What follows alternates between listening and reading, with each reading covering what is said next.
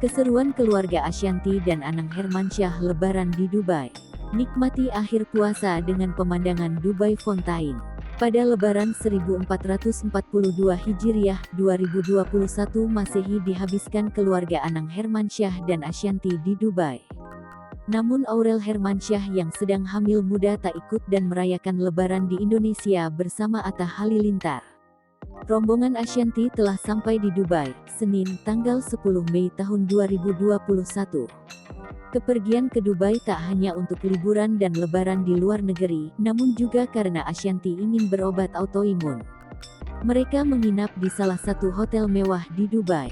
Melalui unggahan Instastory, Ashanty membagikan pemandangan indah Dubai dengan deretan gedung-gedung tinggi pencakar langit.